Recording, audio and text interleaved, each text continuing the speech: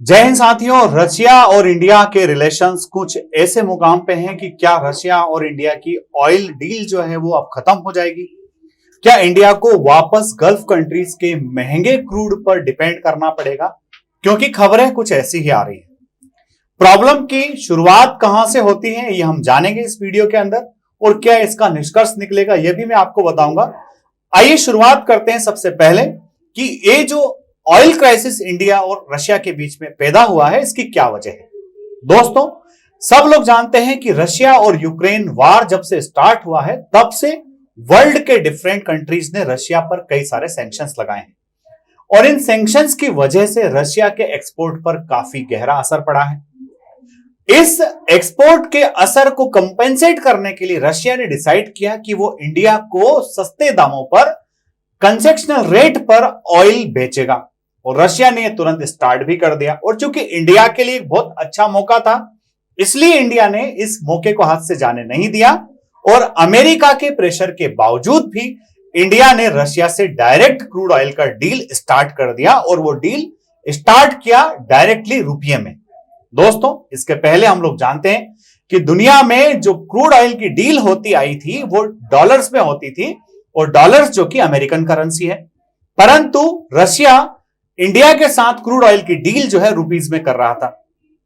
अब यहां एक नया मोड शुरू होता है कि चूंकि रशिया को क्रूड ऑयल बनाना तो पड़ता नहीं है, उसके पास नेचुरल रिसोर्सेज इतना है कि जमीन से निकालिए अपनी रिफाइनरीज के माध्यम से और सीधे उस क्रूड ऑयल को बेच दीजिए।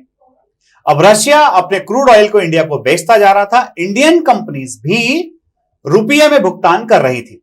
अब चूंकि रशिया इंडिया से बहुत ज्यादा चीजें इंपोर्ट नहीं करता है, इसलिए रशिया के पास रुपये का बहुत बड़ा ढेर लग गया। बिलियन डॉलर के बराबर रुपया रशिया के पास इकट्ठा हो गया। अब रशिया को यह चिंता होने लगी कि इंडिया का जो इतना रुपया हमारे पास इकट्ठा हो गया है, इसका हम फर्दर यूज क्या करें, क्योंकि वो रुपया तो सिर्फ हिंदुस्तान में ही चला सकता है। इंडियन गवर्नमेंट ने रशिया को कई सारे रास्ते भी बताए कि आप वापस इस रुपये को हिंदुस्तान में कहां कहां इन्वेस्ट कर सकते हैं। पर चूंकि रशिया के वर्ल्ड के बाकी कंट्रीज के साथ में रिलेशंस अभी फिलहाल उतने अच्छे नहीं हैं जितने अच्छे होना चाहिए, इसलिए रशिया की डिपेंडेंसी चाइना पर बहुत ज्यादा हो गई है, और इसी वजह से रशिया का चाइना के साथ ट्रेड भी बढ़ा है, रशिया का चाइना के साथ इंपोर्ट भी बढ़ा है। इसलिए रशिया को चाइना को कई सारे पैसे चुकाने पड़ रहे हैं। इसलिए रशिया चाहता है कि इंडिया जो कि रशिया से क्रूड ऑयल की डील कर रहा है उसके बदले में युआन में पेमेंट करे, यानी कि चाइनीज करेंसी में हम रशिया को भुगतान करें उस क्रूड ऑयल के बदले में जो हम रशिया से डायरेक्टली खरीद रहे हैं। इंडियन गवर्नमेंट चाइनीज करेंसी में पेमेंट करने को राजी नहीं है, या कहीं ना कहीं उतनी विलिंग नहीं है जितनी होना चाहिए। और चूंकि इंडिया के रिफाइनर्स में से 70% जो भागीदारी है वो हमारी गवर्नमेंट कंपनीज की है, जिसमें इंडियन ऑयल, भारत पेट्रोलियम और हिंदुस्तान तीनों का हिस्सा है।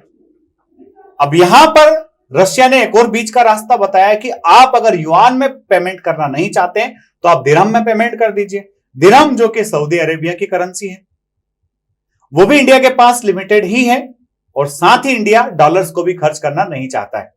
चूंकि रशिया यहां पर एक ऐसी स्थिति में है जहां वो इंडिया के साथ ऑयल ट्रेड को फिलहाल तो कट ऑफ नहीं कर सकता। क्यों?